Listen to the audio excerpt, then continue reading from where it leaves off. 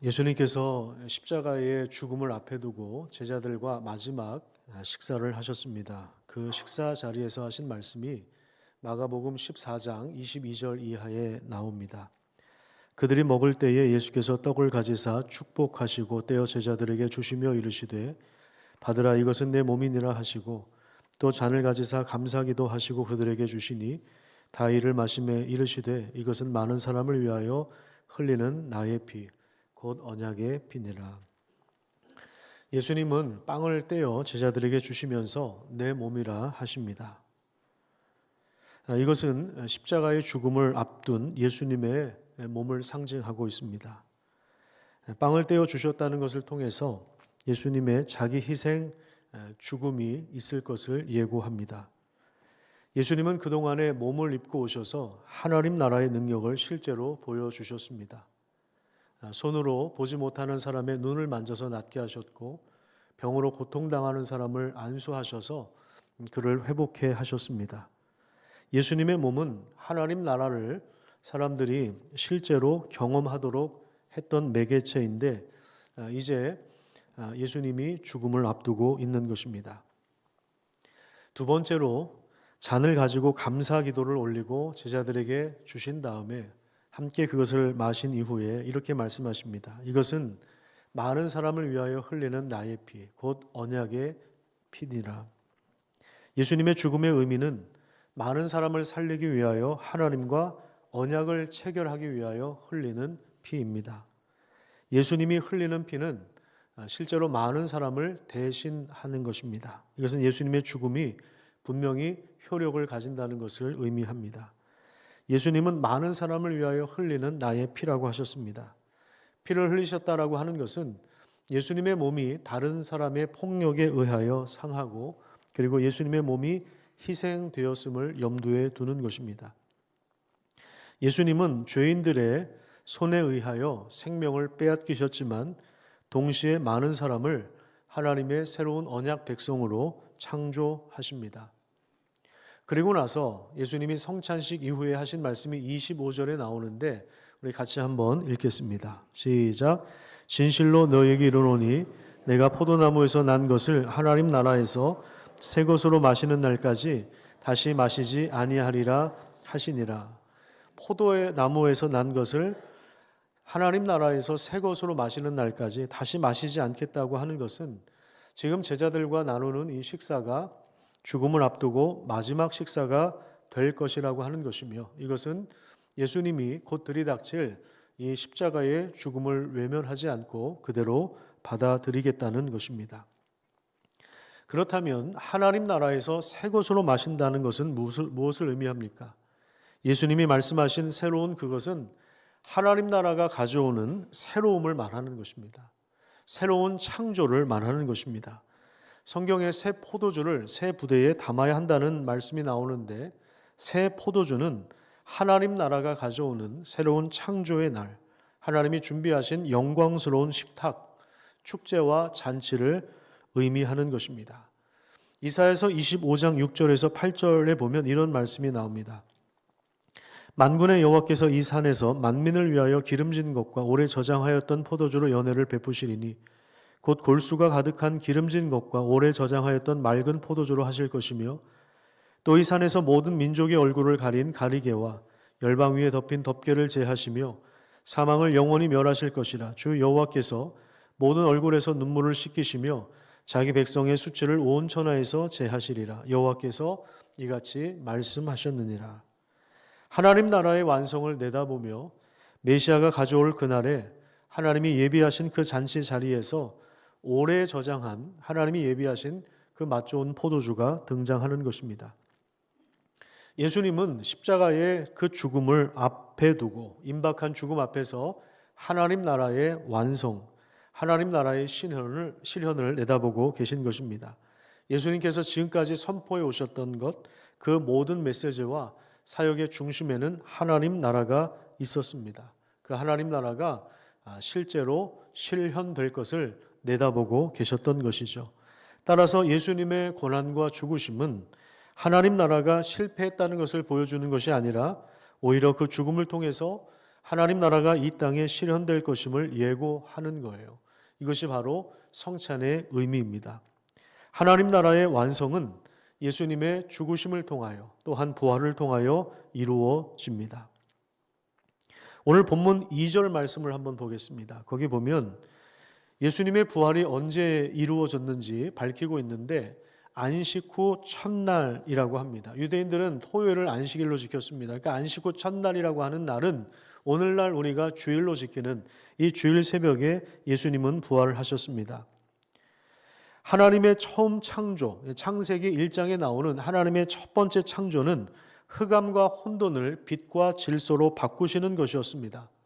하지만 창세기 3장에서 죄가 들어오기 시작하면서 사람도 망가지고 그리고 우주 만물도 망가지기 시작했습니다. 죄 때문에 죽음이 찾아오게 되었습니다. 하나님과의 관계가 끊어지게 되었습니다. 그래서 이 세상이 깨어지고 망가진 세상이 되었는데 하나님은 예수 그리스도를 통해서 죄로 물든 이 세상 모든 만물을 죽음과 오염과 부패로부터 해방하는 새로운 창조를 시작하시는 것입니다. 고린도후서 5장 17절 말씀에 보면 그런즉 누구든지 그리스도 안에 있으면 새로운 피조물이라. 그러니까 새롭게 되었다라고 하는 말입니다. 새로운 창조라고 하는 것입니다. 이전 것은 지나갔으니 보라 새 것이 되었도다 말씀하고 있는데 하나님은 부활하신 그리스도를 통하여 하나님이 만드신 이 창조 세계를 새롭게 하시는 일들을 시작하셨다는 말입니다. 우리가 지난 6주 동안 탄소 금식에 참여했던 이유는 하나님이 부활하신 그리스도를 통해서 지금도 만물을 새롭게 하시기 때문입니다. 우리도 구원을 받아서 새로운 존재가 되었지만 하나님은 이 우주 만물도 지금 새롭게 하시는 것인데 그것을 인정하는 행위가 바로 우리의 삶이어야 하는 것입니다. 한번 생각해 보십시오. 우리가 새 예배당에 들어왔다고 해서 새로운 사람이 되는 것이 아닙니다. 새 아파트에 들어갔다고 해서 새로운 존재가 되는 것이 아닙니다. 새로운 옷을 사서 입었다고, 새로운 자동차를 탄다고 우리가 새로운 사람이 되는 것이 아닙니다. 부활하신 그리스도를 믿음으로 받아들일 때 그 새로움에, 만물을 새롭게 하시는 그 새로운 창조에 우리가 참여할 수 있는 것입니다. 이전 것은 지나갔으니 보라 새 것이 되었도다. 이 말씀의 은혜가 우리 모두의 인생 가운데 펼쳐지기를 간절히 축복합니다. 또한 안식 후 첫날 부활하셨다라고 하는 것은 예수님께서 영원한 안식을 성취하셨다는 것을 의미합니다. 이제 우리에게 모든 날은 안식과 쉼과 해방의 날이 됩니다. 참된 자유의 날이 되는 것입니다. 예수님은 이렇게 말씀하셨습니다. 진리를 알지니 진리가 너희를 자유케 하리라. 수고하고 무거운 짐진 자들아 다 내게로 오라. 내가 너희를 쉬게 하리라. 이제 우리는 죄로부터 벗어나 진리 안에서 자유를 누리고 그리고 그 자유로움 속에서 참된 안식과 평화와 기쁨을 누리는 삶을 살 수가 있게 된 것입니다. 이것은 예수님께서 부활하셨기 때문에 가능한 것입니다. 우리가 주의를 지켜서 그렇게 된 것이 아닙니다. 우리가 성경을 열심히 읽어서 그렇게 된 것이 아닙니다. 우리가 열심히 봉사했다고 이런 일들이 일어나는 것이 아닙니다. 예수님께서 안식 후 첫날 부활하심으로 영원한 안식을 성취하셨고 예수님께서 이루신 그 구원의 은혜를 우리는 누리기만 하면 되는 것입니다. 우리는 살면서 걱정이 참 많죠. 얼마나 많은 수고하고 무거운 짐을 짊어지고 많은 걱정과 두려움 속에서 사는지 모르겠습니다. 오늘 본문에 보니까 무덤에 가는 여인들도 걱정이 많았습니다. 3절 말씀에 보시면 누가 우리를 위하여 무덤 문에서 돌을 굴려주리요 라고 하면서 걱정을 합니다. 이 여인들이 어떤 여인들입니까? 이 여인들은 갈릴리에서부터 예수님을 섬기고 따랐던 여인들입니다. 이 여인들의 이름이 나오는데 이들은 중간에 제자들이 도망가고 포기한 것과 다르게 예수님께서 십자가에서 처형당하시는 그 장면까지 계속해서 봤던 그 목격자이고 증인들이었습니다. 그런데 예수님께서 십자가에서 그렇게 비참하게 돌아가신 그 슬픔 속에서 그 고통 속에서 그럼에도 불구하고 예수님을 사랑하고 존경하는 마음을 담아서 예수님의 시신에 향품을 바르려고 안식일이 지난 바로 그 새벽에 주일 새벽에 그 무덤가를 찾아간 것입니다. 그런데 가면서도 걱정이 됐던 거예요. 그 예수님의 그 돌 무덤 앞에 굉장히 그 큰 돌을 거기 막아 놓았는데 우리 힘으로는 이것을 굴려낼 수 없는데 누가 우리를 위하여 무덤 문에서 돌을 굴려줄까? 이런 걱정이 많았던 것입니다. 인간의 힘으로는 해결되는 일이 없는 것입니다. 그래서 항상 걱정이 태산이고 각종 불안에 시달립니다. 그런데 하나님은 이미 이 돌을 굴려내셨습니다. 그래서 여인들은 벌써 돌이 굴려져 있는 것을 목격합니다.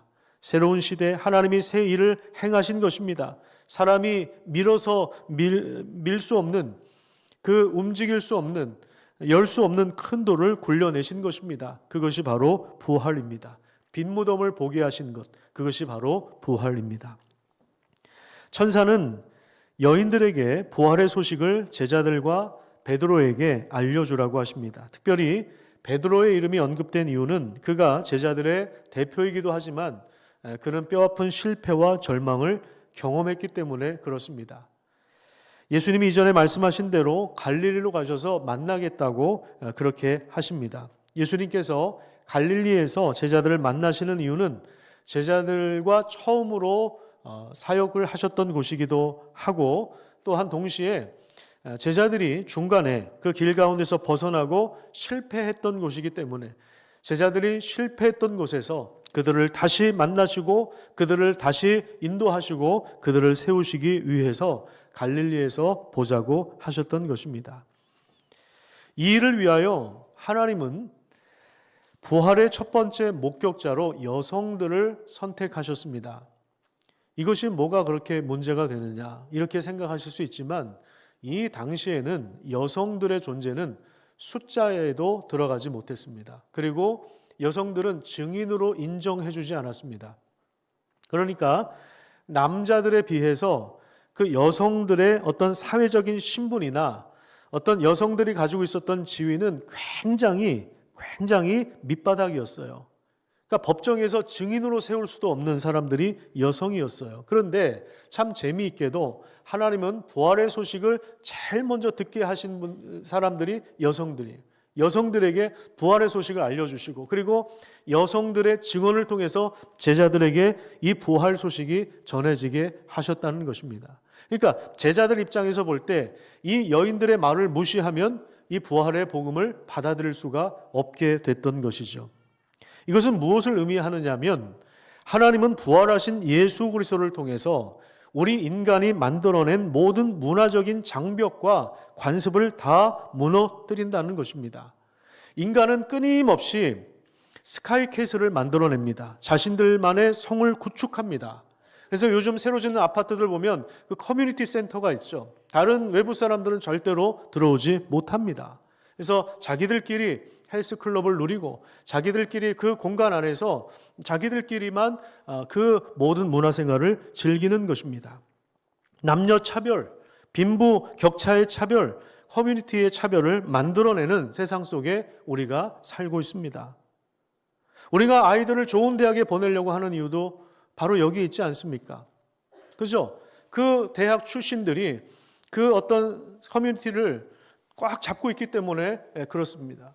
거기 들어가지 못하면 우리 아이들의 삶이 힘겹다는 것을 알기 때문에 그렇게 열심히 공부를 시킬 수밖에 없는 그런 세상에 우리가 살고 있는 것입니다. 그런데 부활하신 그리스도는 이런 모든 장벽을 다 허물고 무슨 일을 하시느냐? 바로 공동체를 세우시는 것입니다. 실패한 제자들을 회복시키는 것입니다. 그 무너진 자리에서 예수님을 배반한 자리에서 그들이 서로 높아지려고 권력을 차지하려고 서열 다툼을 벌여서 결국에 이 공동체가 분열될 위험에 빠지게 했던 그 제자들을 실패한 제자들을 다시 세우셔서 교회가 되게 하신 것입니다. 이 공동체를 통해서 하나님은 어떤 일들을 맡기셨습니까? 15절 말씀을 한번 보십시오. 15절 말씀해 보시면 또 이르시되 너희는 온 천하에 다니며 만민에게 복음을 전파하라. 이렇게 말씀하십니다.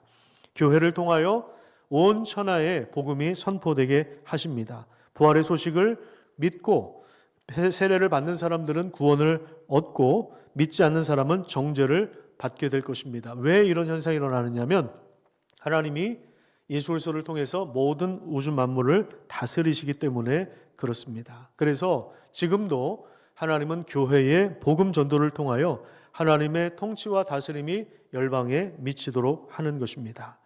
우리가 복음을 전하고 그 사람을 그리스도께로 인도한다면, 그가 그리스도를 믿게 된다면 그는 하나님의 통치 안에 거하게 되는 것입니다. 하나님의 나라 안으로 들어오게 되는 것입니다. 예수님이 선포하신 그 하나님 나라의 능력과 지혜와 은혜를 맛보고 누릴 수가 있는 것입니다. 그렇기 때문에 우리가 만물을 새롭게 하시는, 부활하셔서 만물을 새롭게 하시는 그 하나님의 일에 참여할 수 있는 길은 우리가 부활하신 예수 그리스도를 믿음으로 받아들이고 그렇게 살고 부활의 소식을 전하고 교회를 함께 세워가는 것입니다. 여러분, 지금도 하나님은 부활하신 그리스도를 통해서 이 땅을 새롭게 하십니다. 그 은혜에 참여하는 하나님의 사람들이 되시기를 간절히 축복합니다. 길거리에 침을 뱉는 것은 만물을 새롭게 하시는 하나님의 일에 역행하는 것입니다. 사람들을 혐오하고 사람들을 차별하고 사람들을 무시하고 자기들만의 성을 쌓는 것은 그것은 하나님의 일과 하나님이 만물을 새롭게 하시는 일에 역행하는 것입니다. 우리는 그러한 세상의 죄에 참여하는 사람들이 아니라 열린 마음으로 복음을 통해서 모든 장벽을 허물고 함께 교회를 세워갈 수 있는, 공동체를 세워갈 수 있는 그런 하나님의 사람들이 되시기를 간절히 축복합니다.